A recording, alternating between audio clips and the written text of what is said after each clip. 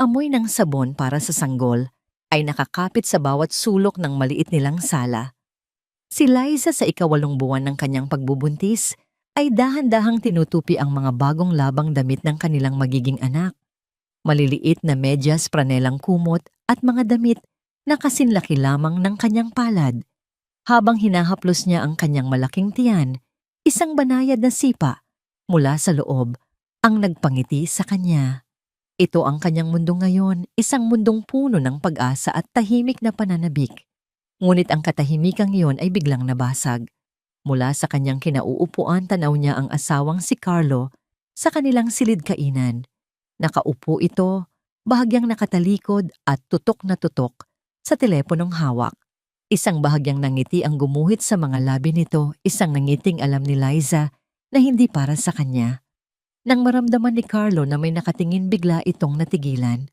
Ang nangiti ay agad na pawi at mabilis niyang itinago ang telepono sa kanyang bulsa na para bang nahuli sa isang kasalanan. Carlo, tawag ni Liza, pinipilit na maging malambing ang kanyang boses. Oh Liza, nandyan ka pala. Sagot nito, ngunit ang mga mata ay hindi tumitingin ng diretso sa kanya. Tila may hinahanap ito sa kawalan. Tapos na akong maglaba ng mga damit ni baby. Masayang sabi ni Liza, sinusubukang ibalik ang init sa pagitan nila. Gusto mo bang makita? Tumayo si Carlo at lumapit, ngunit ang mga hakbang nito ay tila mabigat. Tiningnan niya ang mga nakatuping damit sa ibabaw ng sopa. Ang ganda, sabi niya, sa isang tonong walang kabuhay-buhay bago bumuntong hininga. Liza, kailangan nating mag-usap. Biglang kumabog ng malakas ang dibdib ni Liza. Ang paraan ng pagsasalita ni Carlo ay iba, malamig, malayo. Tungkol saan? May mahalagang meeting mamaya dito sa bahay? Simula ni Carlo, umiiwas pa rin ng tingin. Mga katrabaho ko, buwan ng pagpupulong. Tumango si Liza, ngunit may isang bagay na hindi tama. Dati kapag may mga bisita sila, si Carlo pa ang pinakamasigla. Ngayon para itong napipilitan lamang. Sige, maghahanda ako ng merienda para sa inyo. Huwag na. Mabilis na putol ni Carlo. Mga lalaki lang lahat ang darating. Medyo magulo at maingay. Idinugtong nito ang mga salita na parang yon ang pinakamahalagang dahilan. Natahimik si Liza. Naririnig niya ang mahinang ugong ng electric fan sa itaas na parang tunog ng kanyang mga agam-agam na nagsisimula ng umikot. Kung ganoon, mananatili na lang ako sa silid para hindi makagulo. Hindi, mariing sabi ni Carlo. Saglit na nagtagpo ang kanilang mga mata at nakita ni Liza ang isang kislap ng inis sa mga mata ng asawa, isang bagay na hindi niya madalas makita. Agad din itong nawala at pinalitan ng isang pilit na pag-aalala. Ang ibig kong sabihin, ayokong mapagod ka, Liza. Buntis ka. Mas mabuti kung magpahinga ka muna sa bahay ng mga magulang mo. Iyang mga salitang yon ay parang isang sampal. Sa bahay ng mga magulang niya, ito ang bahay niya. Bakit kailangan niyang umalis? Pero Carlo, kaya ko namang manatili lang sa kwarto. Dito ako komportable. Liza, pakiusap. Sabi ni Carlo, ang boses ay bahagyang tumaas. Para din naman sa'yo to. Ayoko lang na ma-stress ka. Sandali lang naman. Wala nang nagawa si Liza. Ayaw niyang makipagtalo. Marahil ay masyado lang siyang nagiging emosyonal dahil sa kanyang pagbubuntis. Tumango na lamang siya ng dahan-dahan kahit pakiramdam niya ay may kung anong mabigat na bagay ang pumipiga sa kanyang puso. Sige, kung yan ang gusto mo. Hindi na naghintay pa si Carlo. Agad itong kumuha ng susi ng kotse. Pumasok ito sandali sa kanilang silid at narinig ni Liza ang pagbukas at pagsara ng isang drawer. Paglabas nito ay hindi man lang siya niyakap o hinalikan, gaya ng dati nitong ginagawa. Tumayo lamang ito sa tabi ng pinto naghihintay. Pumasok si Liza sa silid upang kumuha ng isang maliit na bag. Nanginginig ang kanyang mga kamay habang inilalagay ang pitaka at telepono sa loob. Sa harap ng salamin nakita niya ang kanyang sarili. Maputla ang muka at may bahagyang pamamaga sa ilalim ng mga mata kahit hindi pa siya umiiyak. Hinawakan niya ang kanyang tiyan. Tila naramdaman din ng sanggol ang kanyang pagkabalisa. Paglabas niya ng silid na kabukas na ang pinto sa labas. Nagmamadali si Carlo. Naglakad si Liza palabas ng kanilang bahay.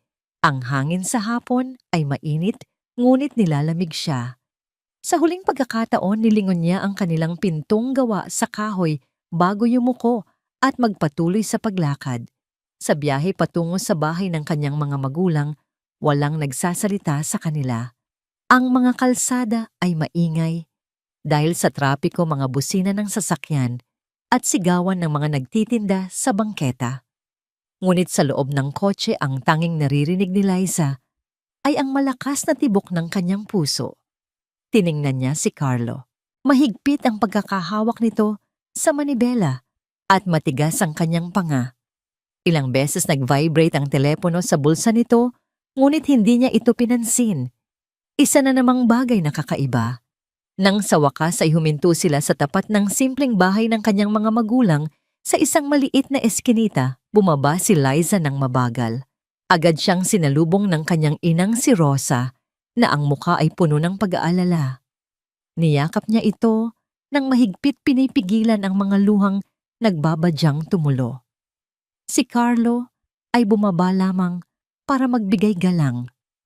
Isang mabilis na pagmamano sa kanyang biyenang lalaki na si Gregorio na nagbabasa ng dyaryo sa beranda. Una na po ako, Tainay. Paalam niya, walang anumang pag-aalok na pumasok o umupo man lang. Si Gregorio ay tumango lamang, ngunit si Rosa ay nagtataka siyang tiningnan. Wala itong sinabi. Naiwan si Liza na nakatayo sa labas ng kanilang bakod, pinagmamasdan ng papalayong kotse ni Carlo. Mabilis itong nawala sa kanto. Ang alikabok na naiwan nito ay dahan-dahang bumagsak sa lupa. Palubog na ang araw at ang tunog ng azan mula sa kalapit na moske ay nagsimula ng marinig. Naramdaman niyang nag-vibrate ang kanyang telepono. Isang mensahe mula kay Carlo. Napakalamig, napakaikli. Diyan ka na lang muna hanggang sasabihan kita. Paulit-ulit na binasa ni Liza ang mga salita. Isang kakaibang pakiramdam ang lumukob sa kanyang buong pagkatao, isang pakiramdam na para siyang isang estranghero, pinalalayo mula sa sarili niyang tahanan. Pumasok siya sa bahay ng kanyang mga magulang na may mabibigat na hakbang, pilit na ngumingiti, habang sa loob niya isang bagay na mahalaga ang nagsisimula ng mabasag ng walang anumang tunog. Ang gabi sa bahay ng kanyang mga magulang ay kakaiba. Karaniwan ang pakiramdam dito ay kapayapaan ng amoy ng pinagsamahan, ang pamilyar na tunog ng lumang orasan sa dingding. Ngunit ngayong gabi, ang bawat segundo ay tila isang pasakit. Nakahiga si Liza sa kanyang dating kama, ngunit ang isip niya ay lumilipad pabalik sa sarili niyang tahanan. Ang sanggol sa kanyang sinapupunan ay mas malikot kaysa dati. Ang mga sipa nito ay malalakas, tila nakikiramdam sa pagkabalisa ng ina. Dahan-dahan niyang hinaplos ang kanyang tiyan, sinusubukang pakalmahin ang bata, at higit sa lahat ang kanyang sarili. Huminahon ka, anak. Bulong niya, ngunit ang kapayapaan ay hindi dumating. Kinuha niya ang kanyang telepono. Ang daliri niya ay nag-aalangan sa pagpindot sa screen. Binuksan niya ang kanilang pag-uusap ni Carlo. Walang bagong mensahe, tanging ang malamig na paalala kaninang hapon. Diyan ka na lang muna hanggang sasabihan kita. Nag-type siya ng isang pangungusap, tapos ay binura rin ito. Nag-type muli at muling binura. Ayaw niyang magmukhang nagdududa. Ayaw niyang maging asawang nanggugulo ng walang sapat na dahilan. Sa huli, isang simpleng tanong lang ang kanyang ipinadala. Nagsimula na ba ang meeting? Nag-antay siya. 1 minuto, 2 minuto, 5 minuto. Walang sagot. Ipinikit niya ang kanyang mga mata at huminga ng malalim. Sinubukan niyang mag-isip ng lohikal. Baka abala lang si Carlo. Baka seryoso ang kanilang pinag-uusapan. Paulit-ulit niyang sinabi iyon sa kanyang isip na parang isang dasal para tumigil sa pagwawala ang kanyang puso. Ilang sandali pa umilaw ang telepono. Abala, isang salita lang. Tinitigan niya iyon ng matagal. Karaniwan magdadagdag si Carlo ng kahit isang maliit na pangungusap, magtatanong kung kumusta na siya magpapaalala na kumain. Ngunit ngayong gabi wala. Inilapag niya ang telepono sa tabi ng unan at sinubukang matulog. Patay na ang ilaw sa silid. Tanging ang liwanag ng buwan mula sa bintana ang nagbibigay ng kaunting liwanag. Hindi siya mapakali. Bawat pikit ng kanyang mga mata, ang nakikita niya ay ang mukha ni Carlo kanina. Ang pag-iwas nito ng tingin ng pagmamadali, ang marahas na pagsara ng pinto ng kotse. Muli siya nang bumangon at naupo sa gilid ng kama. Niyakap niya ang kanyang tiyan. Ano ba talaga ang nangyayari, bulong niya sa sarili? Lumabas siya ng silid at pumunta sa kusina. Naabutan niya ang kanyang inang si Rosa na nakaupo nanonood ng telebisyon habang nagbabalat ng bawang. Gising ka pa anak? Malambing na tanong ng kanyang ina. Umiling siya. Hindi pa po ako inaantok. Tinitigan siya ni Rosa nang matagal na para bang may binabasa sa kanyang mukha. Pagod ka ba? Tumango si Liza hindi makapagsalita. Tinapik siya sa likod ng kanyang ina at sinabihang bumalik na sa silid. Sumunod siya, ngunit ang bawat hakbang ay tila may pabigat. Pagbalik sa kama muli niyang kinuha ang telepono. Halos hating gabi na. Nagpadala siya ng isa pang mensahe. Tapos na ba kayo? Ilang minuto ang lumipas bago dumating ang sagot. Hindi pa. Isang salita na naman. Kinagat ni Liza ang kanyang labi. Nagsimulang mamuo ang luha sa kanyang mga mata, ngunit pinigilan niya ito. Ayaw niyang umiyak nang walang malinaw na katibayan. Ngunit ang masamang kutob ay palakas ng palakas na parang isang aninong ayaw umalis. Bigla niyang naalala ang isang bagay. Ang mga meeting ni Carlo ay laging maingay, puno ng tawanan at malalakas na boses. Ngunit kaninang hapon nang umalis siya ang kanilang bahay, ay napakatahimik. Ang kaisipang yun ay tumusok sa kanya na parang isang punyal. Agad siyang napatayo. Sinubukan niyang iwaksi ang pagdududa. Sinasabi niya sa sarili na siya ay nag-overthink lang. Buntis siya, sensitibo ang kanyang emosyon. Ngunit muling sumipa ng malakas ang sanggol sa kanyang sinapupunan. Isang sipa na nagpadama sa kanya ng kirot. Hinawakan niya ang kanyang tiyan at sa unang pagkakataon, nakaramdam siya ng tunay na takot. Kinuha niya ang kanyang bag. Nanginginig ang kamay habang isinusuot ang pitaka telepono at ang susi ng kanilang bahay. Ang kutob na ito ay masyadong malakas para baliwalain. Hindi na siya nagpaalam sa kanyang mga magulang. Dahan-dahan niyang binuksan ang pinto ng bahay. Ang malamig na hangin ng gabi ay sumalubong sa kanya. Sa labas ng bakod huminga siya ng malalim. Titingnan ko lang. Bulong niya na para bang kinukumbinsi ang sarili. Nagbook siya ng tricycle at naghintay sa gilid ng kalsada. Bawat segundo ay tila isang oras. Ang tibok ng kanyang puso ay dumadagundong sa kanyang mga tainga. Habang papalayo ang tricycle sa bahay ng kanyang mga magulang, hindi niya alam na ang mga hakbang na ito ang magdadala sa kanya sa pinakamadilim na gabi ng kanyang buhay. Ang biyahe pabalik sa kanilang bahay ay mas tahimik kaysa kanina. Ang unang bumungad sa kanya ay ang nakabibinging katahimikan. Walang kahit isang sasakyang nakaparada sa labas. Walang maririnig na boses, walang tawanan, walang anumang senyales ng isang pagpupulong. Ang lahat ay normal. Masyadong normal. Binuksan niya ang tarangkahan. Dahan-dahan siyang naglakad papasok. Nang isusuot na niya ang susi sa pinto, saglit siyang natigilan.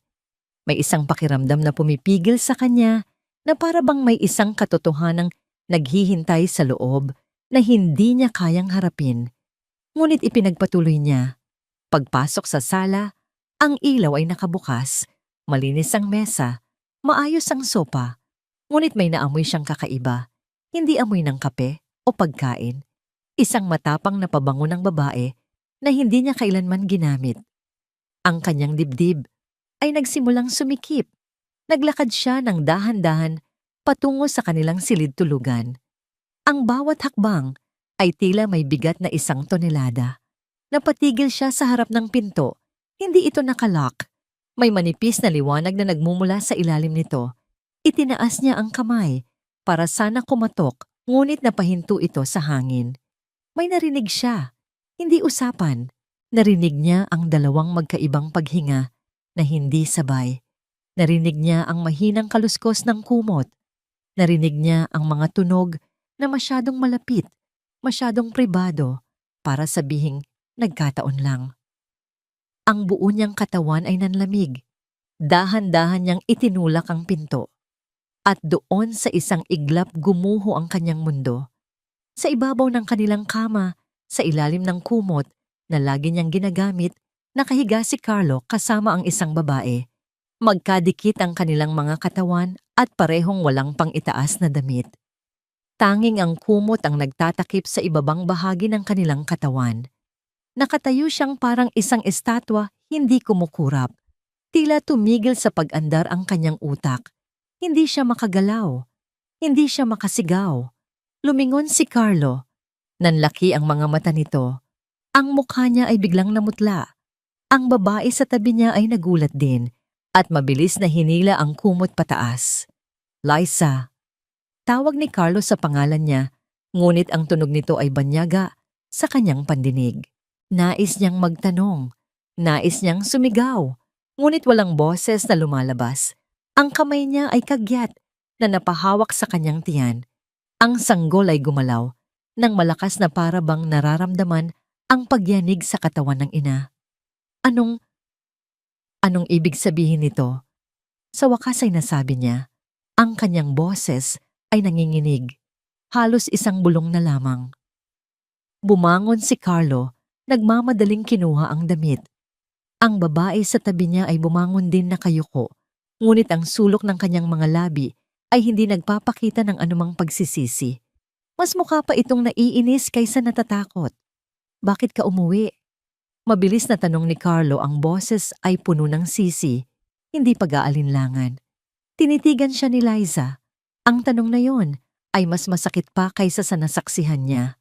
Asawa mo ako. Sagot niya, ang boses ay mahina at basag. Ang mukha ni Carlo ay nagbago. Ang gulat sa kanyang mga mata ay napalitan ng galit. Tumigas ang kanyang panga. Sinabi ko na sayo na manatili ka muna sa bahay ng mga magulang mo. Tumaas ang kanyang boses na para bang si Liza pa ang may kasalanan. Umiling si Liza, ang mga luha ay nagsimula ng bumagsak ng hindi niya namamalayan. Nagsinungaling ka. Sabi niya, ang bawat salita ay puno ng sakit na unti-unting dumudurog sa kanyang dibdib. Walang meeting. Nagsinungaling ka sa akin. Ang babae ay tumayo na at isinuot ang kanyang damit. Tiningnan niya si Liza mula ulo hanggang paa, isang tingin na napuno ng pangmamaliit sa kanyang malaking tiyan at simpleng kasuotan. Hay nako, huwag ka ngang magdrama dyan, sabi ng babae sa isang tonong walang pakialam. Ang mga salitang iyon ay parang isang mariing sampal sa pandinig ni Liza. Napalingon siya kay Carlo, naghihintay ng paliwanag ng pagtatanggol ng kahit isang salita lang na magpapakitang may halaga pa siya. Ngunit ang nakuha niya ay isang matalim na titig mula sa sarili niyang asawa. Nakikita mo? Sabi ni Carlo, ang boses ay mababa at puno ng pagbabanta. Nanggugulo ka lang. Napaatras si Liza ng isang hakbang. Hindi niya nakilala ang lalaking nasa harapan niya. Ang mukha ay pamilyar, ang boses ay pamilyar, ngunit ang kaluluwa sa loob nito ay isang estranghero. Sa sandaling iyon, alam niyang hindi pa ito ang katapusan. Ito ay simula pa lamang ng isang gabi. Natatanggalin ang lahat ng pakiramdam ng seguridad na minsan niyang naramdaman sa loob ng tahanang ito. Anong ginagawa mo dito? Ang sigaw ni Carlo ay umalingaw-ngaw sa loob ng silid, isang tunog na mas matalas pa sa nabasag na salamin. Hindi ba't sinabi ko nang sa bahay ka muna ng nanay mo? Nakatayo si Liza sa may pintuan, ang mga paa ay tila nakapako sa sahig. Ang kanyang mga kamay ay nanginginig habang mahigpit na nakahawak sa kanyang tiyan. Ang bawat paghinga niya ay mababaw, pinipilit na ipasok ang hangin sa naninikip niyang dibdib. Carlo, asawa mo ako. Sabi niya, ang boses ay halos pabulong na sa pagkabigla at sakit. Ito ang bahay natin. Hayaan mo na siya, Carlo. Sabat ni Bianca na ngayon ay nakatayo na sa tabi ng kama. Nakasuot na ito ng damit, ngunit ang paraan ng pagtayo nito na may pagtaas ng isang kilay ay puno ng panghahamak. Tiningnan niya si Liza mula ulo hanggang paa. Kitang-kita naman na pagod na. Tignan mo nga yung itsura niya, manas na manas na. Ang bawat salita ay parang lason na tumagos sa balat ni Liza.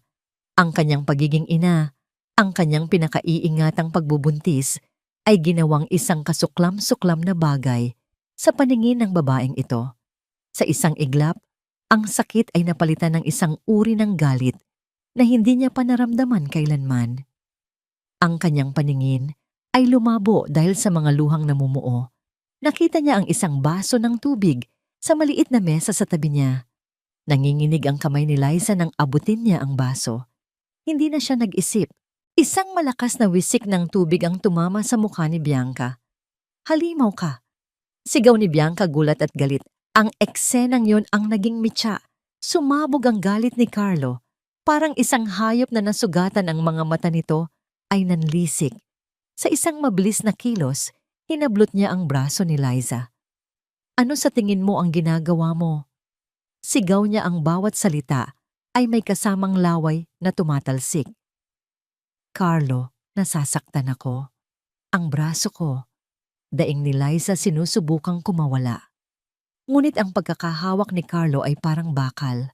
Lumabas ka. Hindi na siya pinakinggan. Kinaladkad siya ni Carlo palabas ng silid. Ang mga paa ni Liza ay sumasayad sa sahig, natatapilok sa maliit na carpet. Dumaan sila sa sala, kung saan nakasabit pa ang kanilang wedding picture, isang larawan ng dalawang taong masaya at puno ng pangarap. Ngayon, ang larawang yon ay isang mapait na paalala ng isang malaking kasinungalingan. Buntis ako. Carlo, maawa ka. Pagmamakaawa ni Liza, ang kanyang boses ay basag na sa pag-iyak. Ngunit ang kanyang mga salita ay walang bisa. Patuloy siya nitong kinaladkad hanggang sa makarating sila sa pinto sa labas. Binuksan niya ito ng malakas. Ang malamig na hangin ng gabi ay humampas sa kanyang mukha. Sa harap ng pintuan, walang awa siyang itinulak ni Carlo. Nawalan siya ng balanse at bumagsak ng malakas sa matigas na sementadong daanan sa labas. Isang matinding kirot ang gumapang sa kanyang mga tuhod at balakang. Hindi pa siya nakakabangon ng isang anino ang tumakip sa liwanag mula sa loob ng bahay. Si Carlo. Nakatayo ito sa harapan niya. Ang anino nito ay tila isang dambuhala sa dilim. Ang kanyang paghinga ay malalim at mabigat dahil sa galit. Sino ang nagsabi sa iyong bumalik ka dito? Sigaw niya, ang boses ay nangingibabaw sa katahimikan ng gabi. Ang kanyang mga salita ay mas masakit pa kaysa sa kanyang pagtulak. Gulo ka lang sa buhay ko. Isang malaking pabigat. Niyakap ni Liza ang kanyang tiyan, sinusubukang protektahan ang kanyang anak mula sa mundong biglang naging napakabagsik. Ang kanyang mga luha ay dumadaloy na parang ilog na babasa ang alikabok sa kanyang pisngi. Sa likod ni Carlo sa may pintuan, lumitaw si Bianca. Nakatayo ito roon, hindi man lang nag-aalala o natatakot. Nakahalukip-kip ito na para bang isang reyna na nagmamasid sa pagkatalo ng kanyang kaaway. Isang maliit kontentong nangiti ang gumuhit sa kanyang mga labi. Halika na sa loob, Carlo, sabi ni Bianca sa isang malambing na boses, isang boses na nagpapahiwatig ng tagumpay. Lumingon si Carlo. Nang walang isa pang sulyap kay Liza, pumasok ito sa loob ng bahay. At pagkatapos, isang malakas na kalabog ang umalingaw-ngaw sa buong paligid. Isinara ang pinto. Naiwan siyang mag-isa sa dilim na kaupo sa malamig na semento. Ang sakit sa kanyang katawan ay wala kumpara sa sakit na dumudurog sa kanyang puso. Niyakap niya ng mahigpit ang kanyang tiyan. Ang tanging naririnig na lang niya ay ang sarili niyang mga hikbi. Sa gabing iyon, hindi lang pinto ang isinara sa kanya. Isinara sa kanya ang buong buhay na minsan niyang inakala na sa kanya. Tapos na ang lahat. Ang paglalakbay pabalik sa bahay ng kanyang mga magulang ay isang malabong alaala ng sakit at luha. Bawat lubak na nadaanan ng tricycle ay nagdudulot ng matinding kirot sa kanyang katawan at kaluluwa. Nang sa wakas ay makarating siya sa kanilang munting tarangkahan, halos hindi na niya kayang ibaba ang kanyang mga paa. Si Rosa, ang kanyang ina, na tila hindi natulog at naghihintay ang unang nagbukas ng pinto. Ang pag-aalala sa mukha nito ay agad na napalitan ng pagkabigla at pangingilabot nang makita ang kalagayan ng anak. Gusot ang damit, maga ang mga mata at may galos sa tuhod na nagsisimula nang mamuo ang dugo. "Liza, anak ko, anong nangyari sa'yo?" Halos pabulong na, sabi ni Rosa habang mabilis siyang inaalalayan papasok. Hindi nakasagot si Liza. Ang kanyang mga hikbi na lamang ang nagsilbing tugon. Mula sa silid, lumabas ang kanyang amang si Gregorio. Isang lalaking hindi pala salita, ngunit ang bigat ng kanyang presensya ay sapat na. Nang makita niya ang kanyang bugtong na anak sa ganoong kalagayan, ang kanyang mukha ay biglang tumigas. Ang mga ugat sa kanyang leeg ay lumitaw. Walang salitang namutawi sa kanyang bibig, ngunit ang kanyang mga mata ay nag-aapoy sa galit. "Kakausapin ko ang hayop na yon," sabi ni Gregorio sa isang mababang boses na nanginginig sa pinipigilang galit. Kinuha niya ang kanyang jacket na nakasabit sa likod ng pinto. "Gregorio, wag." Pigil ni Rosa humaharang sa daan. "Wag mong palakihin ang gulo. Ang isipin natin ay ang anak natin, ang apo natin." "Anong wag? Hindi pwedeng wala tayong gawin, Rosa. Pinabayaan niya ang anak natin." "At ano ang gagawin mo? Susuntukin mo siya. Makukulong ka lang. Paano na kami? Paano na si Liza?" Umiiyak na pakiusap ni Rosa. Parang awa mo na, ang mahalaga ay ligtas si Liza. Natigilan si Gregorio. Tumingin siya kay Liza na nakaupo sa silya na kayuko at patuloy na umiiyak habang yakap-yakap ang tiyan. Binitawan niya ang kanyang jacket. Ang galit ay napalitan ng isang malalim na pighati. Ang mga sumunod na araw ay lumipas na parang isang mahabang gabi na walang katapusan. Si Liza ay nagkulong sa kanyang lumang silid. Ang mga pader na dati ay saksi sa kanyang mga pangarap bilang dalaga ay ngayon saksi sa kanyang pagkadurog. Nakahiga lang siya, nakatitig sa kisame. Ang sikat ng araw ay dumadaan sa bintana, ngunit para sa kanya ang mundo ay madilim. Ang mga kapitbahay ay nagsimula ng magbulungan. Ang mga marites sa kanilang eskinita ay may bago na namang pag-uusapan. Naririnig ni Liza ang kanilang mga boses mula sa kanyang silid, mga tanong na paimbabaw, mga kwentong kalahati lang ang totoo. Lalo lamang nitong dinadagdagan ang bigat ng kahihiyang kanyang dinadala. Si Rosa ay walang sawang nag-aalaga. Nagdadala ng pagkain na madalas ay hindi ginagalaw ni Liza. Nag-aalok ng maligamgam na tubig, humahaplos sa kanyang buhok. Si Gregorio naman ay madalas na nakaupo sa labas, tahimik, na nagmamasid sa daan. Ang kanyang mukha ay tila tumanda ng ilang taon sa loob lamang ng ilang araw. Isang hapon, habang si Liza ay nakahiga sa dilim, naramdaman niyang tila wala ng saysay ang lahat.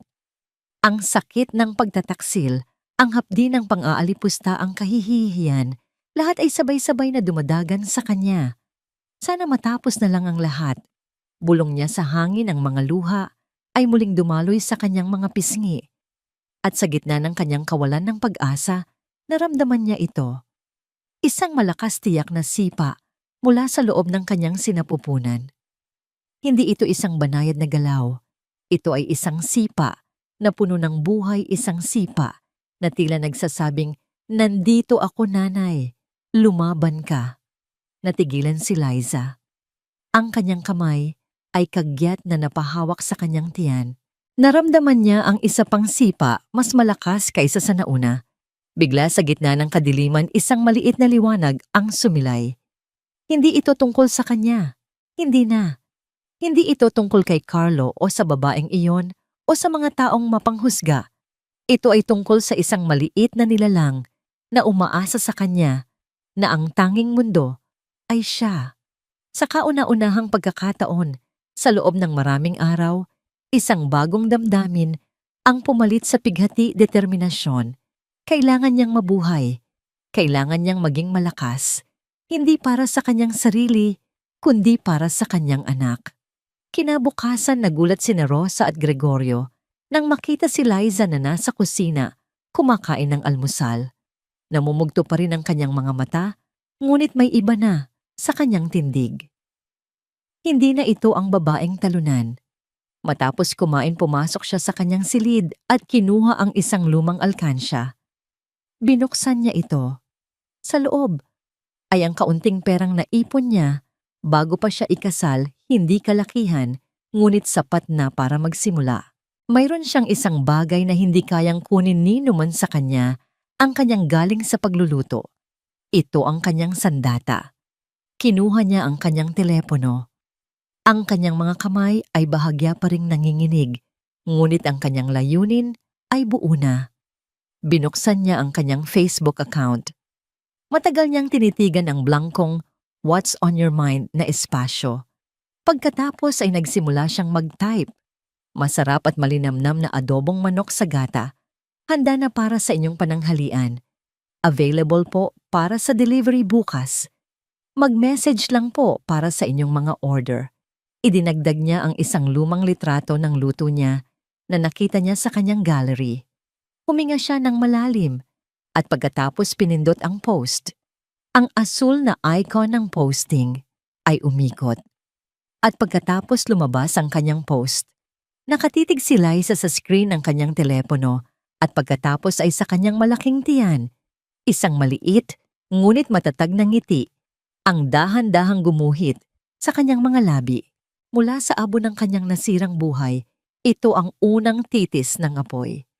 Ang unang notification na lumitaw sa telepono ni Liza ay hindi isang order, kundi isang like mula sa kanyang ina. Sumunod ang isang heart mula sa isang pinsan na nasa probinsya. Sa loob ng halos isang oras, iyon lang. Ang katahimikan sa kanyang inbox ay halos kasing bigat ng katahimikan sa kanyang puso. Nagsimula siyang mag-alinlangan. Marahil ay isang kahangalan ang kanyang ginawa. Sino nga ba ang o-order sa isang babaeng ang tanging puhunan ay isang Facebook post at isang litrato? Nang akma na niyang isasara ang kanyang telepono, isang mensahe ang pumasok. Magkano ang isang order? Pwede ba magpa-deliver dito? Sa kabilang kanto? Ang mensahe ay mula kay Aling Teresa, ang pinakabida sa mga marites ng kanilang lugar. Alam ni Liza na ang order na ito ay hindi lang dahil sa pagkain, kundi dahil sa purong chismis. Gusto nitong makita kung ano na ang kanyang kalagayan. Ngunit para kay Liza, isang order ay isang order. 20 pesos po, Aling Teresa. Sige po, ide-deliver ko po sa inyo bukas. Mabilis niyang sagot, siniguradong profesional at magalang ang kanyang tono. Ang order ni Aling Teresa ang naging simula. Kinabukasan maaga pa lang ay gising na si Liza. Ang amoy ng bawang at sibuyas na ginigisa ay pumuno sa kanilang maliit na kusina. Si Rosa ay nasa tabi niya tumutulong sa paghiwa ng mga sangkap. Ang kanyang mukha ay hindi maipinta sa pagitan ng pag-aalala at paghanga. Nang ihatid ni Liza ang pagkain kay Aling Teresa, suot ang isang malinis na duster at isang pilit na ngiti. Ang mga mata ng matanda ay tila sinusuri ang bawat pulgada ng kanyang pagkatao. Ay iha, kay ganda ng iyong balat, kahit buntis ka. Sabi nito, isang papuring may kasamang panunuri. Kumusta ka na? Mabuti naman po, Aling Teresa. Salamat po sa pag-order. Magalang na sagot ni Liza, iniabot ang supot ng pagkain at mabilis na umalis. Bago pa humaba ang usapan, mabagal ang simula ng kanyang negosyo. Isang order dito, dalawa doon. Kadalasan ay mula sa mga kaibigan ng kanyang ina o mga kapitbahay na naawa. Bawat kita ay maingat niyang itinatabi, ngunit ang pagod ay totoo. Ang pagbubuhat ng mabibigat na kaserola, ang pagtayo, ng matagal ang init mula sa kalan, lahat ay nagpapahirap sa kanyang pagbubuntis. May mga gabi na pagkahiga niya, hindi na niya magawang bumangon sa sobrang sakit ng kanyang likod at balakang. Isang gabi habang nagbibilang siya ng kanyang kakarampot, nakita isang mensahe ang nagpa-vibrate sa kanyang telepono. Mula kay Carlo. Ang puso niya ay biglang kumabog, isang halo ng galit at isang kakarampot na sakit na naroon pa rin. Ano yang pinagagawa mo sa Facebook, pinagtatawanan na ako ng mga tao? Itigil mo yan. Huwag kang gumawa ng eksena at huwag mo akong idamay sa drama mo. Walang pangungumusta, walang tanong tungkol sa kanilang anak. Puro utos, puro pagbabanta. Para kay Carlo, ang kanyang munting pagsisikap para mabuhay ay isang kahihiyan. Tinitigan ni Liza ang mensahe. Dati ang ganitong mga salita ay magpapaluha sa kanya. Ngayon iba na. Ang naramdaman niya ay isang malamig na galit. Hindi na siya nag-reply. Binura niya ang mensahe at hinarang ang numero ni Carlo. Iyon na. Tapos na. Kinabukasan, isang biyaya ang dumating. Isang mensahe mula sa isang babaeng hindi niya kilala. Hi, nakita ko ang post mo sa isang group. Pwede ba kaming umorder ng 20 packs ng adobo mo para sa isang office meeting bukas ng tanghali? 20 packs. Ito ang pinakamalaking order na natanggap niya. Isang malaking pagkakataon, ngunit isang mas malaking hamon. Sapat ba ang kanyang puhunan? Kakayanin ba ng kanyang katawan? Opo, sige po. Kaya po. Sagot niya kahit na ang kanyang puso ay puno ng kaba. Ang gabing iyon ay hindi siya natulog. Kasama ang kanyang ina, naghanda sila ng mga sangkap. Ang buong bahay ay naging isang abalang kusina. Si Gregorio sa kanyang tahimik na paraan ang nag-ayos ng mga lalagyan at tumulong sa pagbabalot. Sa unang pagkakataon, naramdaman ni Liza na hindi lang ito negosyo niya. Ito ay laban ng kanilang pamilya. Kinaumagahan, pagod na pagod si Liza, ngunit ang puso niya ay puno ng saya habang nakatingin sa 20 lalagyan ng pagkain na maayos na nakahanay sa kanilang mesa. Bawat isa ay mainit pa, mabango at gawa sa pagmamahal at determinasyon.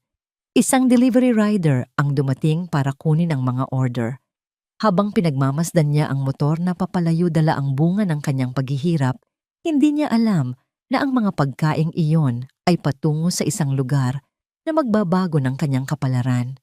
Ang mga ito ay papunta sa isang opisina sa Makati, sa isang meeting na pinamumunuan ng isang taong hindi niya pa nakikilala, isang taong makakakita sa kanya ng higit pa sa isang babaeng iniwan, isang taong makakakita ng kanyang lakas.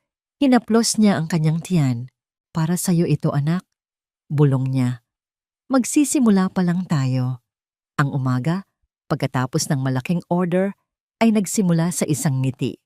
Gumaan ang pakiramdam ni Liza. Kahit na ang kanyang katawan ay nananakit sa pagod, ang puso niya ay puno ng pag-asa. Ang maliit na kita mula sa 20 order ay sapat na para makabili ng mga bagong sangkap at kaunting gamit para sa sanggol. Kaya natin to, anak. Bulong niya habang hinahaplos ang kanyang tiyan.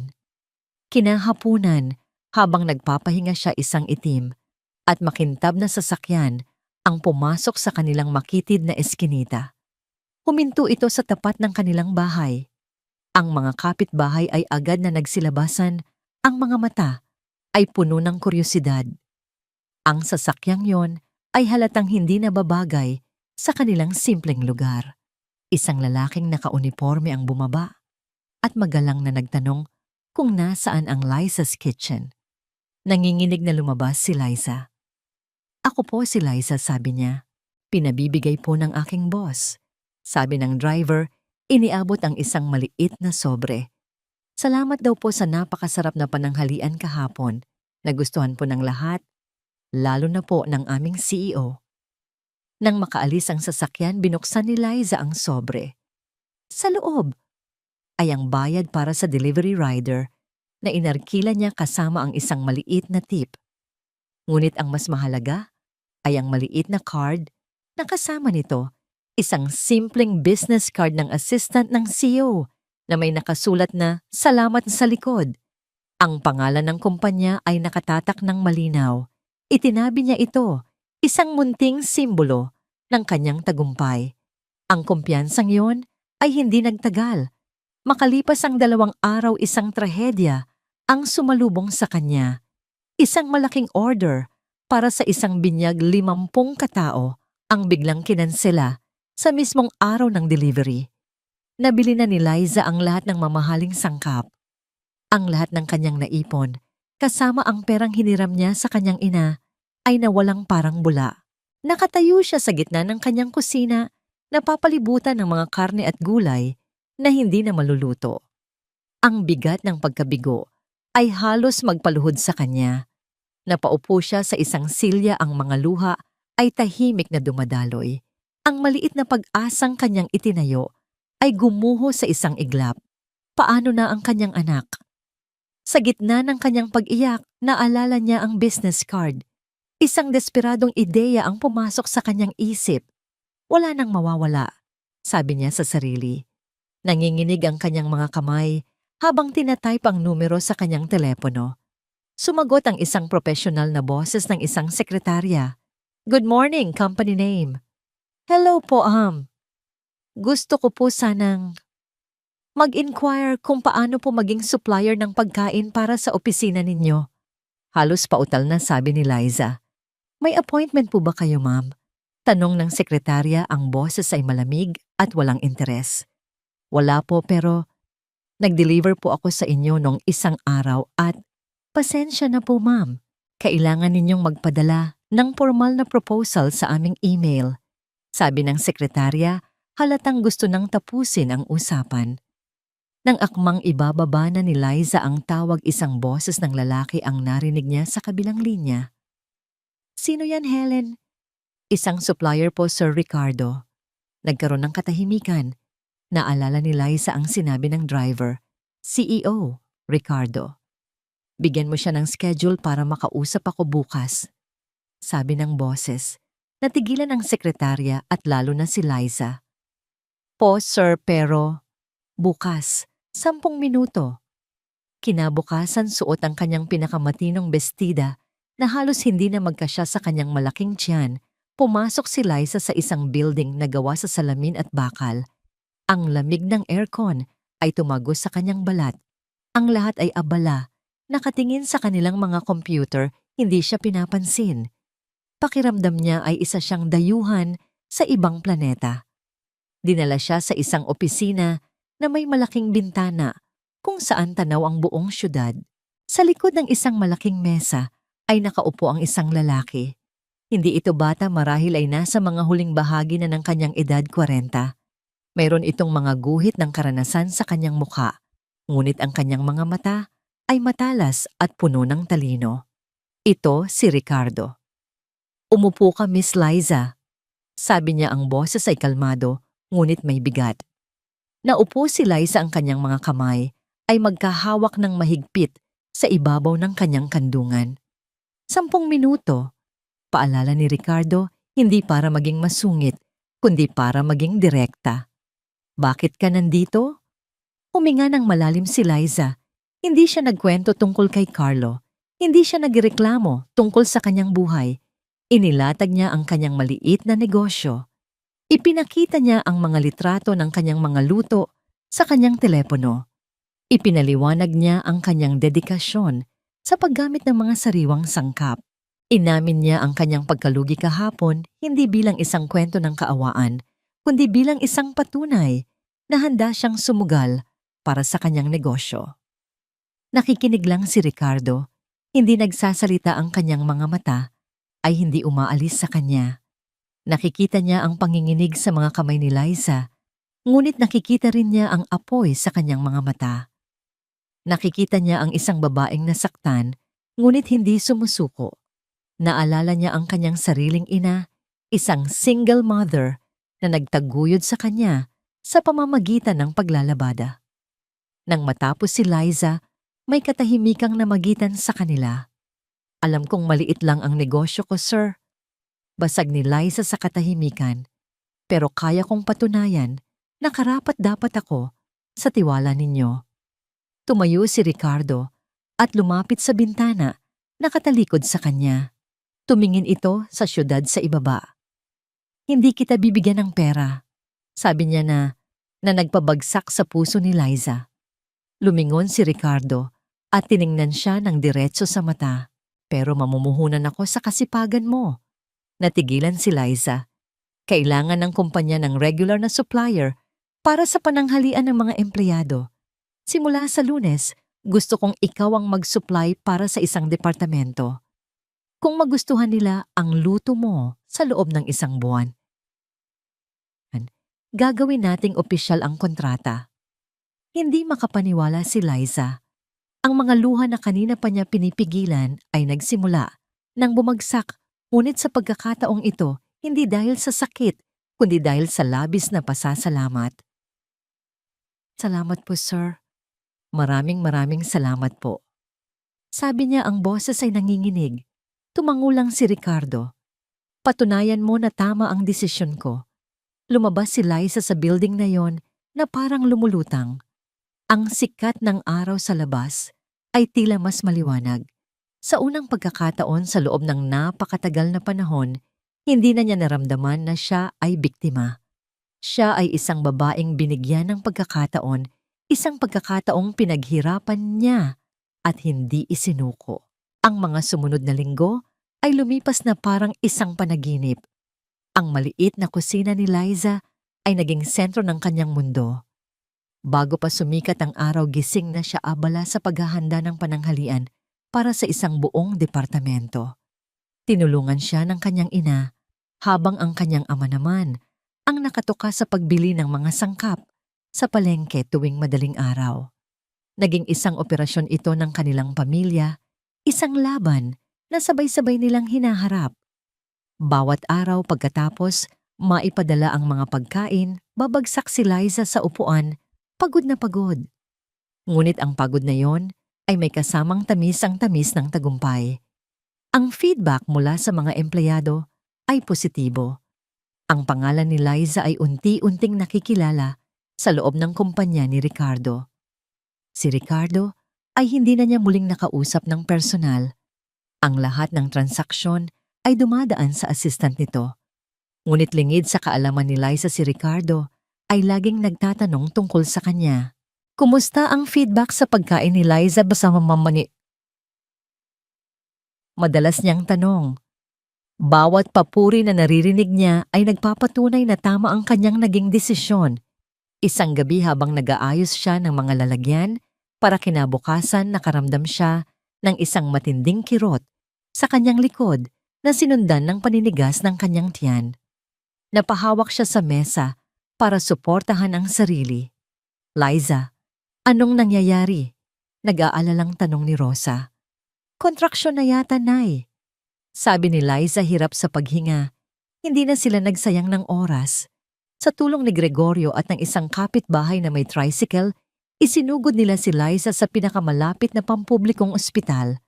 Ang mga oras sa loob ng labor room ay isang pagsubok ng lakas at pananampalataya. Ang bawat pag-iri ay may kasamang sakit na halos magpahiwalay sa kanyang katawan. Sa bawat pagitan ng sakit, ang mga alaala ng gabi, kung kailan siya itinaboy, ay bumabalik ang sigaw ni Carlo, ang malamig na semento, ang pagsara ng pinto. Ngunit sa pagkakataong ito, hindi na yon nagdudulot ng luha. Nagdudulot ito ng lakas. Isang iri pa, Liza, malapit na. Sigaw ng nurse.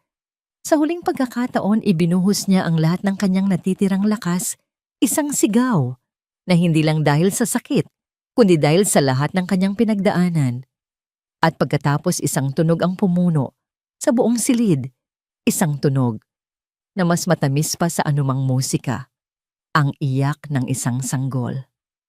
"Babae, malusog ang anak mo," sabi ng doktor. Nang ilagay ang maliit at nanginginig na sanggol sa kanyang dibdib, ang lahat ng pagod at sakit ay biglang naglaho. Tinitigan niya ang maliit na mukha, ang mga mata na nakapikit pa, ang mga labing naghahanap ng yakap. Ang lahat ng kanyang paghihirap ay may kabuluhan na. Sa sandaling iyon, hindi na siya si Liza na iniwan. Siya si nanay. Kinabukasan habang hawak-hawak niya ang kanyang anak na pinangalanan niyang Liway, isang pinaikling salita para sa liwanag ng buhay. Isang mensahe ang pumasok sa kanyang telepono. Ito ay mula sa isang bagong numero, ngunit kilala niya kung kanino galing. Mula sa isang taong malapit kay Carlo. "Nanganak ka na raw. Huwag mo sanang isipin na gagamitin mo ang bata para humingi ng kahit ano mula kay Carlo. May sarili na siyang buhay ngayon. Magsisimula na sila ni Bianca." Binasa ni Liza ang mensahe ng walang emosyon, walang galit, walang sakit. Tiningnan niya ang natutulog na si Liway sa kanyang mga bisig. Isang maliit na ngiti ang gumuhit sa kanyang mga labi.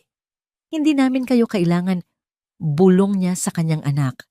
Pinatay niya ang kanyang telepono. Hindi niya kailangan ng gulo. Ang tanging kailangan niya ay nasa mga bisig na niya.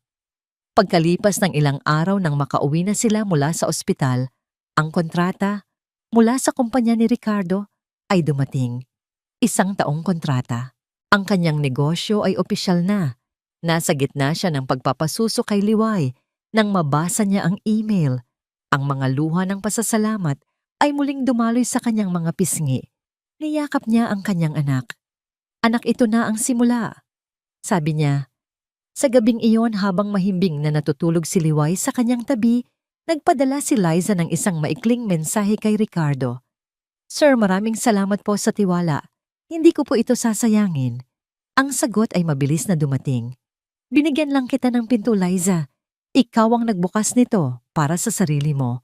Magpagaling ka at batiin mo ang iyong anak para sa akin." Sa unang pagkakataon, naramdaman ni Liza ang isang tunay na kapayapaan. Ang kanyang buhay ay hindi naging madali, ngunit sa wakas ito ay naging kanya na. Siya at ang kanyang munting liwanag. Lumipas ang 2 buwan. Ang buhay ni Liza ay umikot na sa isang bagong ritmo. Sa madaling araw, siya ang negosyanteng abala sa kusina. Sa pagsikat ng araw hanggang sa paglubog nito, siya ang inang walang kapaguran sa pag-aalaga kay Liway.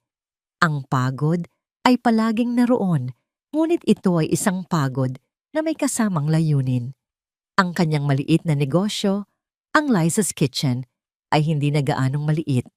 Dahil sa kontrata, kinailangan na niyang kumuha ng isang katulong, si Aling Nena, isang kapitbahay na matagal nang walang trabaho. Ang dating kusinang puno lang ng pangarap ay ngayon isang lugar na nagbibigay buhay hindi lang sa kanyang pamilya, kundi pati na rin sa iba. Isang umaga, habang pinapatulog niya si Liway sa duyan, isang kartero ang tumawag sa kanilang tarangkahan. "Para kay Bibi Liza," sabi nito. Iniabot ang isang makapal at mabangong sobre. Nagtaka si Liza. Bihira siyang makatanggap ng sulat. Ang sobre ay kulay krema at ang kanyang pangalan ay nakasulat sa magandang calligraphy. Walang nakasulat na pangalan ng nagpadala. Dalaang kaba, binuksan niya ito. Sa loob ay isang imbitasyon. Ang disenyo ay elegante. May mga palamuting ginto. Ngunit hindi ang disenyo ang nagpatigil sa kanyang paghinga. Ito ay ang mga pangalan na nakasulat sa loob. "Together with their families, Carlo and Bianca, request the honor of your presence as they unite in marriage." Ang mga salita ay tila lumulutang sa kanyang paningin. Naramdaman niyang nanlamig ang kanyang mga kamay. Ang petsa ng kasal ay 2 linggo na lang mula ngayon. 2 buwan. 2 buwan matapos siyang ipagtabuyan na parang isang basahan. Ganoon kabilis. Tila lahat ay nakaplano na. Isang halo-halong emosyon ang bumalot sa kanya. May kaunting kirot pa rin, isang paalala ng sakit na kanyang naramdaman. May galit na sumilay hindi para kay Carlo, kundi para sa kawalan ng hustisya sa mundo. Ngunit higit sa lahat ang naramdaman niya ay isang nakakapangilabot na katahimikan. Para siyang isang manonood sa isang pelikulang matagal na niyang napanood. Anak, ano yan? Tanong ni Rosa na nakita ang pagbabago sa kanyang mukha.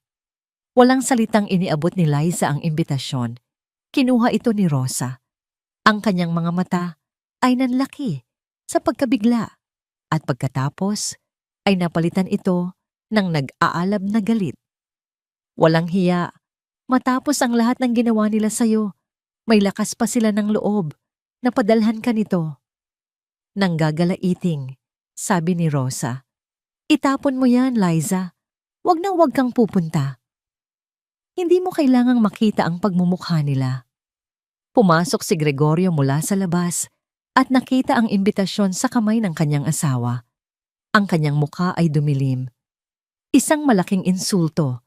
Sabi niya sa isang mababang boses, "Huwag mong pag-aksayahan ng panahon. Ang mga taong yan, anak." Hindi sumagot si Liza. Kinuha niya ang imbitasyon at pumasok sa kanyang silid. Hindi niya ito itinapon. Inilagay niya ito sa ibabaw ng kanyang mesa na parang isang ebidensya sa isang krimen na matagal nang nangyari. Kinagabihan, habang natutulog na ang lahat, isang mensahe ang pumasok sa kanyang telepono. Isang hindi pamilyar na numero. "Huwag kang magkakamaling pumunta. Ayoko ng gulo." Si Carlo, alam niyang sa kanya galing. Isang takot na utos. Takot na masira ang kanyang perpektong araw. Ngayon siya naman ang may hawak ng kapangyarihan, isang kapangyarihan na hindi niya hiningi ngunit ibinigay sa kanya. Hindi siya nag-reply. Kinabukasan, habang nasa kalagitnaan ng paghahanda ng mga order, tumawag ang assistant ni Ricardo para sa isang agarang pagbabago sa menu.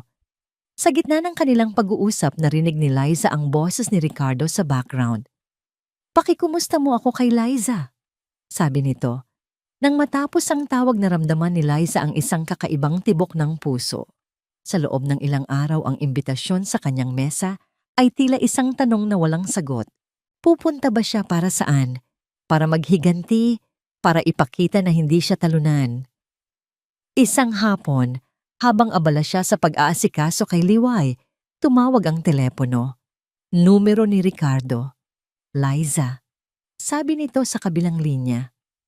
Napansin ng assistant ko na medyo matamlay ka raw nitong mga nakaraang araw. May problema ba sa negosyo?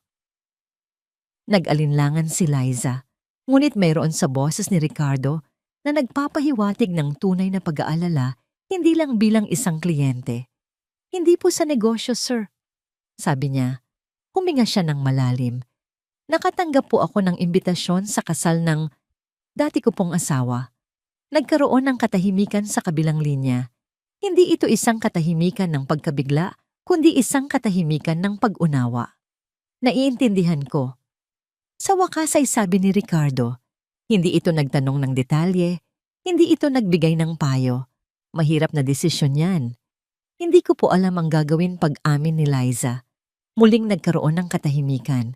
Pagkatapos ay nagsalita si Ricardo, ang kanyang boses ay kalmado ngunit matatag. "Hindi ko sasabihin sa'yo kung ano ang dapat mong gawin, Liza. Pero ito lang ang masasabi ko. Ano man ang maging desisyon mo, kung pipiliin mong harapin ang nakaraan, hindi mo kailangang gawin iyon ng mag-isa." Ang mga salitang iyon ay tumagos sa puso ni Liza. Hindi ito isang alok ng tulong. Ito ay isang alok ng kasama. Pagkatapos ng tawag, tinitigan ni Liza ang imbitasyon sa kanyang mesa. Pagkatapos ay tiningnan niya ang kanyang anak na mahimbing na natutulog. Isang desisyon ang nabuo sa kanyang isipan. Hindi ito tungkol sa paghihiganti.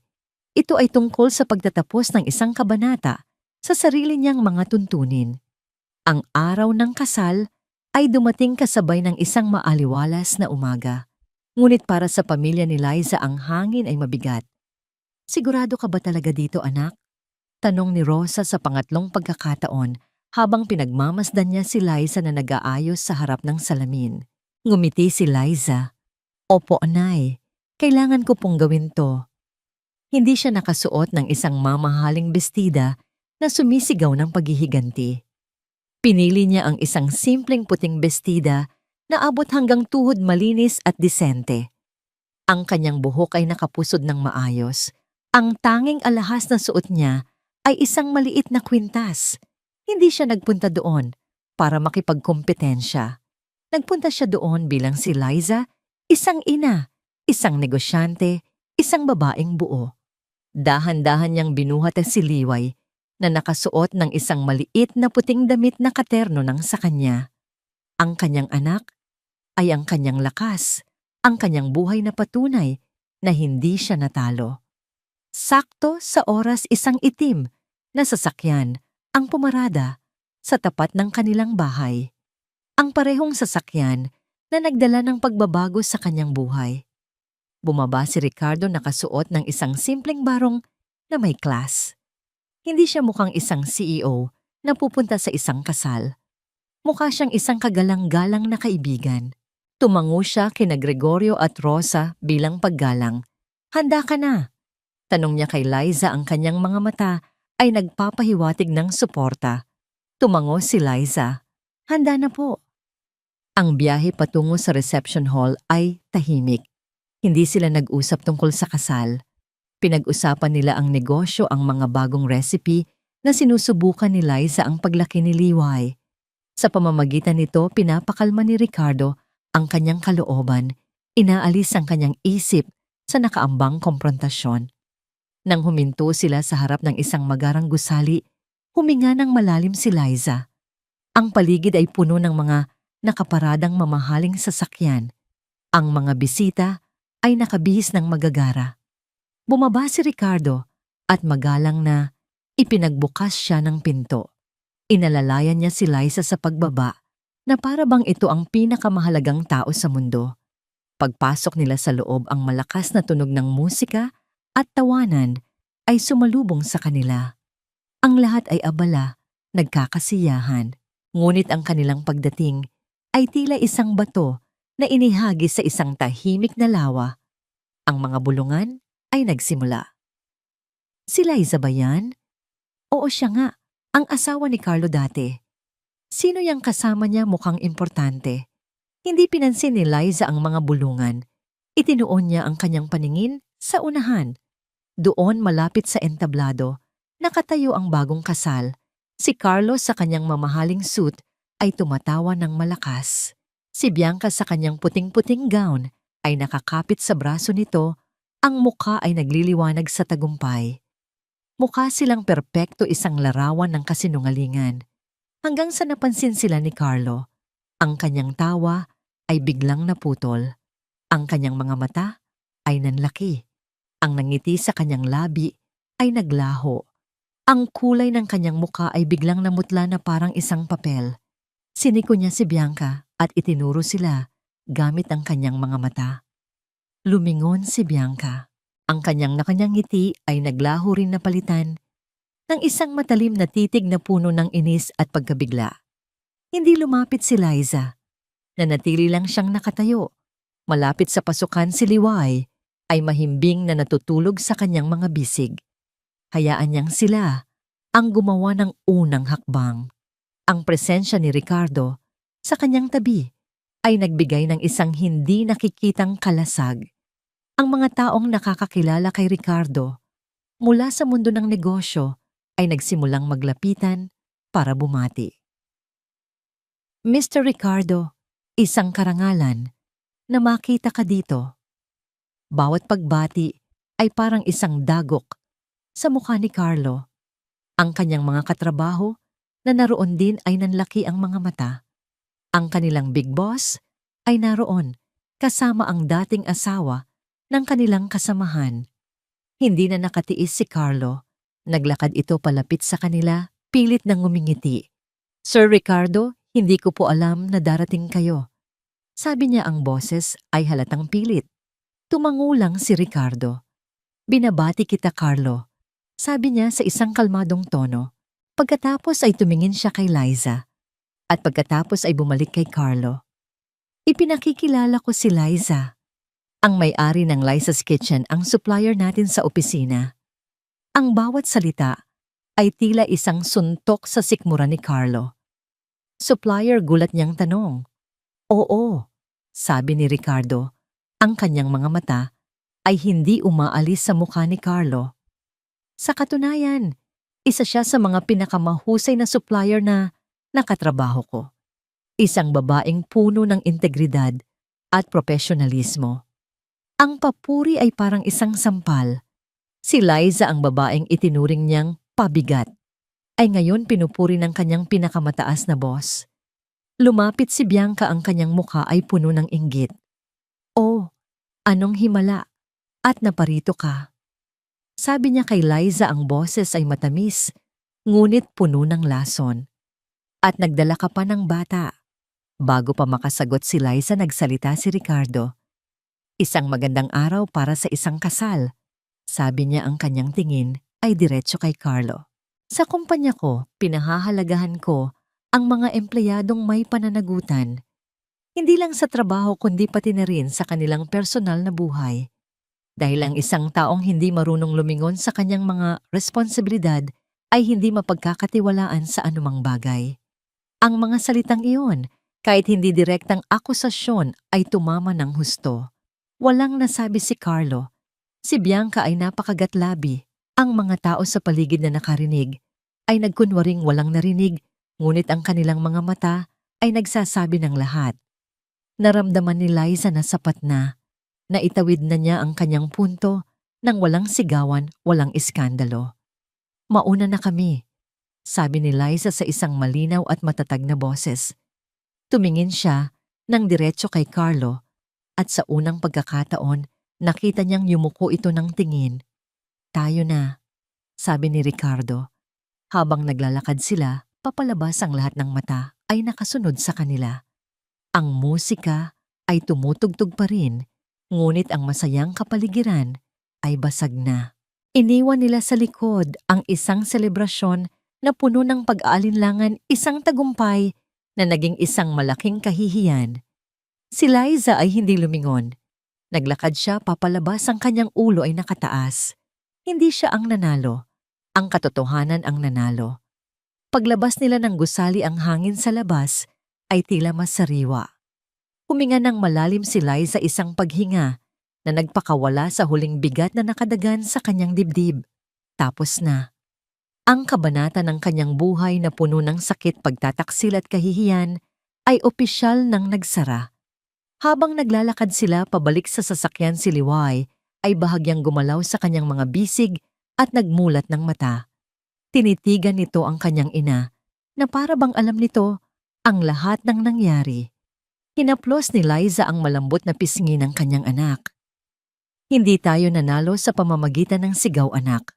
Bulong niya. Nanalo tayo sa pamamagitan ng pananatiling nakatayo. Sa loob ng sasakyan, habang papalayo sila sa lugar ng kasal, isang komportableng katahimikan ang namagitan sa kanila ni Ricardo.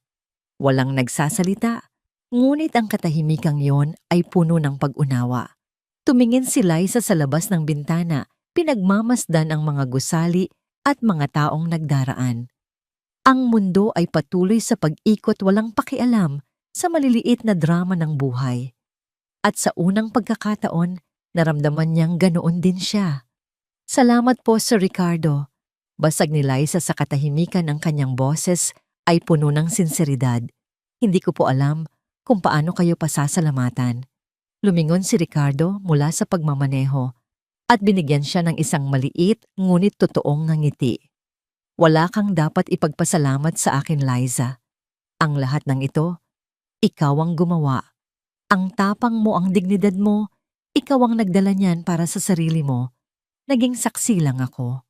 Ang mga salitang yon ay mas mahalaga pa kaysa sa anumang tulong na material. Sa wakas, may isang taong nakakita sa kanya, hindi bilang isang biktima, hindi bilang isang proyekto, kundi bilang isang taong kapantay. Kinabukasan ng balita ay kumalat na parang apoy. Nalaman ni Liza mula kay Aling Nena na ang kasal ni Carlo ay naging sentro ng tsismis. Ang pagdating ng Big Boss, kasama ang naaping dating asawa, ay ang kwentong pinag-usapan ng lahat. Ang dating imahe ni Carlo bilang isang matagumpay na lalaki ay nabahira ng pagdududa, ngunit hindi na ito mahalaga para kay Liza. Ang kanyang atensyon ay naibaling na sa hinaharap. Lumipas ang mga linggo. Ang Liza's Kitchen ay lalong lumago. Mula sa isang departamento, naging supplier na siya para sa 3 departamento sa kumpanya ni Ricardo. Kinailangan na niyang umupa ng isang maliit na pwesto malapit sa kanilang bahay para gawing isang professional na kusina. Isang araw, habang abala siya sa pag-supervise ng kanyang mga bagong katulong, tumawag si Gregorio. "Anak, may naghahanap sa'yo dito sa bahay," sabi nito. Ang boses ay seryoso. Si Carlo. Natigilan si Liza. "Ano po ang kailangan niya?" "Hindi ko alam. Gusto kang kausapin. Mukhang may problema." Huminga ng malalim si Liza. "Pakisabi po. Wala na kaming dapat pag-usapan. Kung may kinalaman sa trabaho, kausapin niya ang HR. Kung tungkol sa bata, wala siyang karapatan." Iyon lang. Ibinaba niya ang tawag at bumalik sa kanyang trabaho. Hindi niya naramdaman ang galit o ang pagnanais na malaman kung ano ang nangyari. Ang naramdaman niya ay kapayapaan. Ang pinto sa nakaraan ay hindi lang niya isinara. Nilak niya ito at itinapon ng susi. Makalipas ang 1 buwan, nakahanap si Liza ng isang maliit na apartment na malapit sa kanyang bagong kusina. Sa tulong ng kanyang mga magulang, lumipat siya kasama si Liway. Ito ang kanilang unang sariling tahanan. Isang gabi, pagkatapos ng isang mahabang araw ng trabaho, habang pinapatulog niya si Liway, sa bago nitong kuna tumunog ang kanyang telepono. Isang mensahe mula kay Ricardo. Hindi ito tungkol sa trabaho. Hindi ito isang utos. Isa itong simpleng tanong. "Kumusta na kayong mag-ina?" Napangiti si Liza. Tiningnan niya ang kanyang anak na mahimbing na natutulog ang maliit nitong dibdib ay marahang tumataas baba. Tumingin siya sa paligid ng kanilang maliit ngunit payapang apartment. Lahat ng ito ay bunga ng kanyang pawis luha at hindi pagsuko. Nag-type siya ng kanyang sagot. "Mabuting mabuti po kami." Inilapag niya ang telepono at lumapit sa bintana.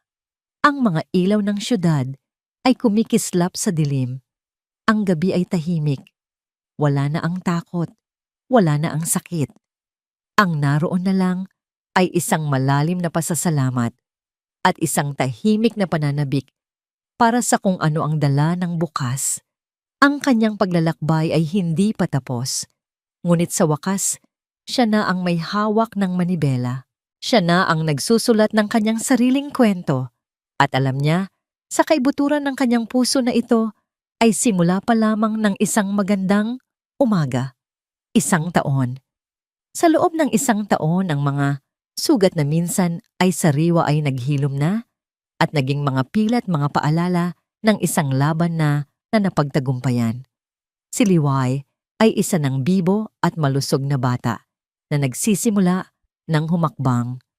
Ang bawat tawa niya sa loob ng kanilang munting apartment ay musika sa pandinig ni Liza. Ang Liza's Kitchen ay hindi na lamang isang pangarap na itinayo mula sa abo. Isa na itong maliit, ngunit matatag na kainan sa isang kanto na may 2 mesang palaging puno tuwing tanghalian at mga regular na customer na bumabalik-balik para sa kanyang lutong bahay. Si Aling Nena ay kasama pa rin na niya at ngayon ay may 2 pa siyang katulong. Si Liza ay hindi na lang isang ina na lumalaban. Isa na siyang Ma'am Liza, isang maliit na negosyanteng iginagalang sa kanilang komunidad. Ang ugnayan nila ni Ricardo ay lumalim din. Hindi na ito isang formal na relasyon sa pagitan ng isang CEO at isang supplier. Naging isang kaibigan si Ricardo, isang anino ng suporta na laging nariyan. Minsan sa 1 linggo, dumadaan siya sa kainan, hindi bilang isang malaking boss, kundi bilang isang ordinaryong customer na gustong kumain ng kanyang paboritong sinigang.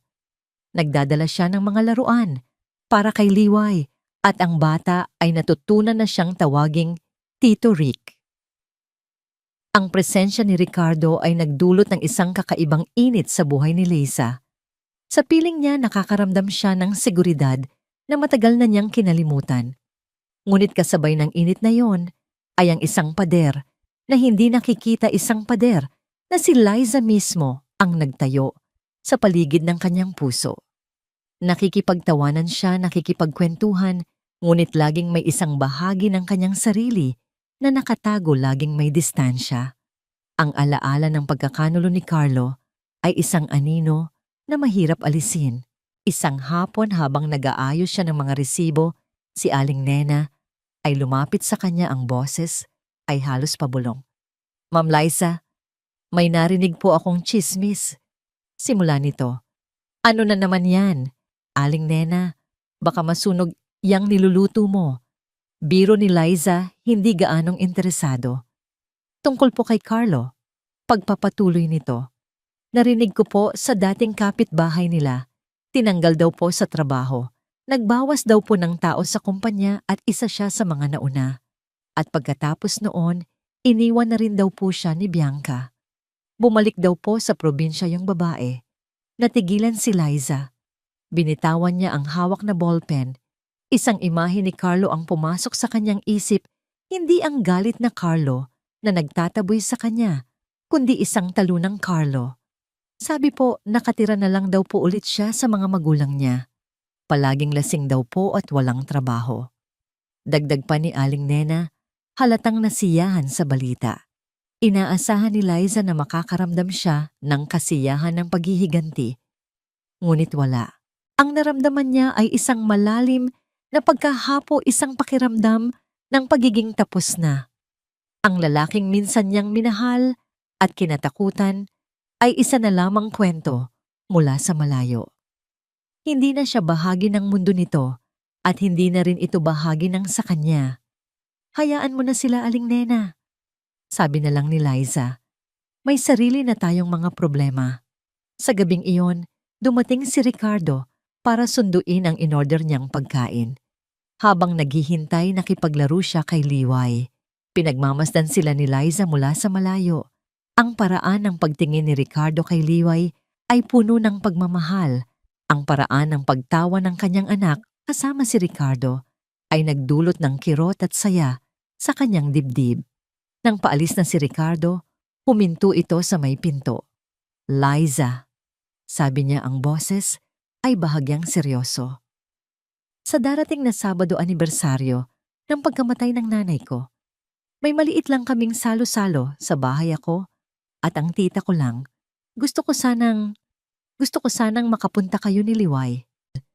Hindi ito isang imbitasyon para sa isang party. Hindi ito isang event para sa trabaho. Ito ay isang paanyaya sa pinakapribadong bahagi ng kanyang buhay. Isang paanyaya sa mundo sa likod ng pagiging CEO. Biglang bumalik ang pader sa paligid ng puso ni Liza, mas mataas at mas matibay kaysa dati. Ang pagpasok sa pribadong buhay ng isang mabuting tao ay mas nakakatakot pa kaysa sa pagharap sa isang kaaway. Ang pagharap kay Carlo ay madali. Ang pagharap sa posibilidad ng isang bagong simula ay ang tunay na nakakatakot. "Tingnan ko po, Sir Rick." Sabi niya, isang sagot na hindi oo at hindi rin hindi. "Marami pa po kasing gagawin." Ngumiti si Ricardo, isang nangiting may bahid ng pag-unawa at kaunting lungkot. "Sige, pero sana makapunta kayo. Mahalaga sa akin yon." Nang makaalis si Ricardo, naiwan si Liza na nakatayo sa gitna ng kanyang sala. Ang puso niya ay naguguluhan. Sa isang banda, gusto niyang pumunta. Sa kabilang banda, isang boses sa kanyang isip ang sumisigaw, Huwag kang magtiwala. Masasaktan ka lang ulit." Ang mga anino ng kahapon ay mahaba. At sa gabing iyon, naramdaman ni Liza na hinahabol siya muli ng mga ito. 2 gabi. 2 gabing halos hindi nakatulog si Liza. Ang imbitasyon ni Ricardo ay umuukil-kil sa kanyang isipan, mas mabigat pa kaysa sa anumang problema sa negosyo. Ang pagtanggi ay madali lang sanang sabihin, ngunit alam niyang hindi lang isang simpleng salo-salo ang tinatanggihan niya. Tinatanggihan niya ang isang kamay na nakaabot isang pintong bahagyang nakabukas. Sa ikatlong araw, habang pinagmamasdan niya si Liway na masayang naglalaro, isang realisasyon ang tumama sa kanya. Paano niya matuturuan ang kanyang anak na maging matapang kung siya mismo ay nagtatago sa takot? Kinuha niya ang kanyang telepono. "Sige po, Sir Rick, darating po kami." Simpleng mensahe niya. Ang pagpindot sa send ay parang isang malaking hakbang sa isang bangin. Ang araw ng Sabado ay dumating. Ang bahay ni Ricardo ay hindi isang malaking mansyon na inaasahan ni Liza. Isa itong luma, ngunit napakagandang bahay sa isang tahimik na subdibisyon na papalibutan ng mga halaman. Ang pakiramdam ay hindi karangyaan, kundi kapayapaan. Sinalubong sila sa pinto ng isang matandang babae na may mainit na ngiti, ang kanyang tita Conching. "Ikaw pala si Liza." Sabi nito, ang mga mata ay puno ng kabaitan. At ito na siguro ang munting anghel na laging kinukwento ni Rich. Sa loob ang bahay ay simple lang. Ang mga muebles ay luma na, ngunit alagang-alaga. Ang pinakapansin-pansin ay ang dami ng mga litrato na nakasabit sa dingding, mga litrato ng isang magandang babae na may mga matang katulad ng kay Ricardo, ang kanyang ina. Walang ibang bisita. Sila-sila lang. Ang salo-salo ay isang simpleng pananghalian na inihanda ng tita ni Ricardo. Sa halip na maging isang CEO, si Ricardo ay isang ordinaryong pamangkin at isang host na magiliw. Kinuha niya si Liway at ipinasyal sa hardin, at sa unang pagkakataon, narinig ni Liza ang isang malakas at walang halong tawa mula kay Ricardo habang hinahabol nito ang bata. Pagkatapos kumain habang naglalaro si Liway kasama si Tita Conching sa sala, dinala ni Ricardo si Liza sa isang maliit na study. Sa ibabaw ng isang mesa doon ay nakapatong ang isang nakaprame na litrato ng kanyang ina. "Siya si Mama," sabi ni Ricardo, ang boses ay puno ng pagmamahal. "Pinalaki niya akong mag-isa." Doon sa katahimikan ng silid na iyon, ibinahagi ni Ricardo ang kanyang kwento. Ang kanyang ina ay isang labandera na tumakas mula sa isang mapang-abusong asawa. Nagtrabaho ito araw at gabi para lang mapag-aral siya. Lagi niyang sinasabi sa akin, pagpapatuloy ni Ricardo ang tingin ay nasa litrato, na ang kahirapan ay hindi isang kahihiyan.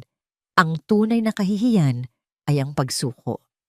Tumingin siya kay Liza, ang kanyang mga mata ay puno ng isang emosyon na hindi pa nakikita ni Liza dati. "Nang una kitang makilala sa opisina ko, Liza, nakita ko siya sa'yo. Nakita ko ang parehong tapang, ang parehong dignidad, ang lakas na hindi matitinag kahit ano pa ang pagsubok." Sa sandaling iyon, ang lahat ng pader na itinayo ni Liza sa paligid ng kanyang puso ay gumuho. Ang takot ay napalitan ng isang malalim na pag-unawa. Hindi siya tinitingnan ni Ricardo bilang isang babaeng kaawa-awa na kailangan ng tulong. Tinitingnan siya nito bilang isang taong hinahangaan. "Hindi ko alam na," sabi ni Liza na uutal. "Salamat sa pagbabahagi niyan sa akin. Gusto kong malaman mo kung bakit kita pinagkakatiwalaan," sabi ni Ricardo. "Dahil nakikita ko sa iyo ang pinakamagandang bahagi ng taong pinakamamahal ko." Ang pag-uusap na yon ang nagpabago sa lahat. Hindi na siya si Sir Rick, siya na si Ricardo.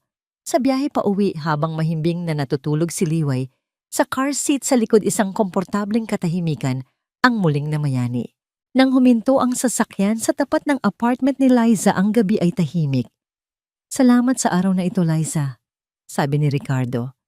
"Maraming salamat sa pagpunta." "Salamat din, Ricardo," sagot niya, binibigkas ang pangalan nito sa unang pagkakataon ng walang sir. Hindi gumalaw si Ricardo. Hindi ito gumawa ng anumang hakbang na romantiko. Tinitigan lang niya si Liza ng may malalim na paggalang. "Liza, hinahangaan kita nang higit kanino man na nakilala ko." Isang katahimikan. Sa pagkakataong ito, hindi umiwas ng tingin si Liza. Tumangulang siya, isang pagtanggap sa sinseridad ng kanyang mga salita. Nang akma na siyang bababa, isang anino, ang kanyang napansin sa di kalayuan sa ilalim ng isang poste ng ilaw. Isang pamilyar na anino. Nakatayo doon ang isang lalaking payat magulo ang buhok at mukhang ilang araw nang hindi naliligo. Nakatitig ito sa kanilang sasakyan. Kahit sa dilim kilala niya ang tindig na yon, ang anino ng isang nakaraang, hindi pa pala tuluyang naglalaho. Si Carlo, at ang mga mata nito ay nakatuon sa kanila. Ang presensya ni Carlo ay parang isang multo mula sa isang masamang panaginip. Biglang nanlamig ang mga kamay ni Liza. Ang kapayapaan na naramdaman niya kanina ay biglang naglaho na palitan ng isang pamilyar na kaba. Napansin ni Ricardo ang pagbabago sa kanyang muka at sinundan ang kanyang tingin. Tumigas ang panga ni Ricardo. Akma na sana siyang bubuksan ang pinto ng sasakyan. Huwag! Mabilis na sabi ni Liza, hinawakan ang braso nito. Ako na. Laban ko to. Tumango si Ricardo, ngunit ang kanyang mga mata ay nanatiling alerto, handang umalalay anumang oras. Dahan-dahang binuhat ni Liza si Liway na natutulog pa rin mula sa car seat. Humigpit ang yakap niya sa anak na para bang ito ang kanyang kalasag. Pagbaba niya ng sasakyan, hinarap niya ang anino sa dilim. Naglakad palapit si Carlo. Mas malala pa ang itsura niya kaysa sa mga tsismis. Payat may itim sa ilalim ng mga mata at amoy alak. Ang dating kumpiyansa ay napalitan ng isang desperadong anyo. Liza, sabi niya, ang boses ay paos. Kailangan nating mag-usap. Wala na tayong dapat pag-usapan, Carlo. Sagot ni Liza, ang kanyang boses ay malamig ngunit hindi nanginginig. Parang awa mo na. Pagmamakaawa niya. Ang mga mata niya ay napatingin kay Liway. Gusto ko lang makita ang anak ko. Sa isang iglap, ang lahat ng sakit na idinulot ni Carlo ay bumalik. Ang alaala ng kanyang sipa, ng kanyang mga sigaw, ng pagsara ng pinto. Anak mo. Tanong ni Liza, ang bawat salita ay may bigat. Nasaan ka noong kailangan ka niya? Nasaan ka noong gabi-gabi? Akong umiiyak dahil sa takot na baka mawala siya. Nasaan ka noong ipinanganak ko siyang mag-isa? Walang naisagot si Carlo. Yumuko ito. Alam kong nagkamali ako, Liza. Malaki. Pero nagsisisi na ako. Wala na sa akin ang lahat. Ang pagsisisi mo ay sayo, Carlo. Hindi niyan mabubura ang sakit na ginawa mo. Matatag na sabi ni Liza. Mayroon ng payapang buhay si Liway. Isang buhay na wala ka. At hindi ko hahayaan na guluhin mo yon. Isang beses lang, Liza. Isang beses ko lang siyang hahawakan. Tinitigan ni Liza ang lalaking minsan niyang minahal. Wala na siyang nakitang galit. Ang nakita niya ay isang taong durog at talunan. Ngunit ang awa ay hindi sapat para isugal ang kapayapaan ng kanyang anak. Nawala sa iyo ang karapatang yan nung gabing itinaboy mo kami. Sabi niya sa huling pagkakataon. Umalis ka na, Carlo, bago pa ako tumawag ng pulis. Ilang sandaling nakatayo lang si Carlo, tila umaasa pa. Ngunit nang makita niya ang determinasyon sa mga mata ni Liza, isang determinasyong hindi na matitinag, dahan-dahan siyang tumalikod at naglakad papalayo, isang aninong nilamon ng dilim ng gabi. Nang mawala si Carlo, doon palang naramdaman ni Liza ang panginginig ng kanyang buong katawan. Lumapit si Ricardo sa kanya. Ang kanyang presensya ay tahimik ngunit puno ng suporta. Okay ka lang? Malumanay niyang tanong. Humarap si Liza sa kanya, ang mga luha na kanina pa niya pinipigilan ay nagsimula ng mamuo sa kanyang mga mata.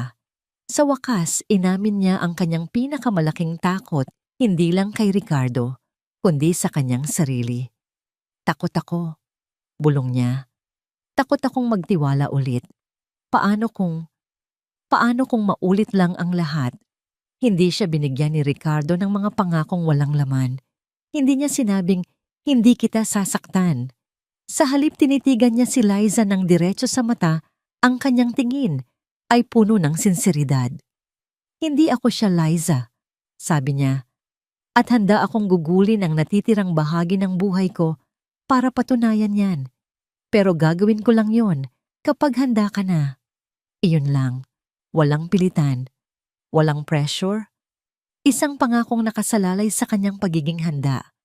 Makalipas ang ilang buwan. Isang maaraw na hapon ng linggo. Sa isang parke ang tawa ng isang munting bata ang nangingibabaw. Hinahabol ni Liway ang mga kalapati, ang kanyang maliliit na paa ay masiglang tumatakbo sa damuhan. Hindi kalayuan sa ilalim ng isang puno, nakaupo sa isang banig, sina Liza at Ricardo. Walang engranding deklarasyon ng pag-ibig, walang singsing. Ang naroon lang ay isang komportableng katahimikan mga ngiti at ang init ng araw. Nakasandal si Liza sa puno, habang si Ricardo naman ay nagbabasa ng libro, ngunit ang kanyang mga mata ay laging sumusulyap kay Liway at kay Liza. Matingnan mo, sigaw ni Liway, iwinawagayway ang isang bulaklak na kanyang pinitas. Ngumiti si Liza, isang ngangiting abot hanggang sa kanyang mga mata, isang ngangiting malaya sa mga anino ng kahapon. Napagtanto niya na si Liway, ang kanyang munting liwanag, ay hindi lang nagsilbing gabay niya sa kadiliman. Ngayon ang liwanag na yon ay sapat na para ibahagi sa iba nang walang takot na ito'y mapundi. Tumingin siya kay Ricardo na ngayon ay nakatingin na rin sa kanya. Ngumiti sila sa isa't isa. Ang hinaharap ay isang mahabang daan na hindi pa nila alam ang patutunguhan. Ngunit sa pagkakataong ito, alam ni Liza na hindi na niya kailangang lakarin iyon ng mag-isa. Ang kanyang sariling liwanag kasama ang isang bagong bukang liwayway ay sapat na.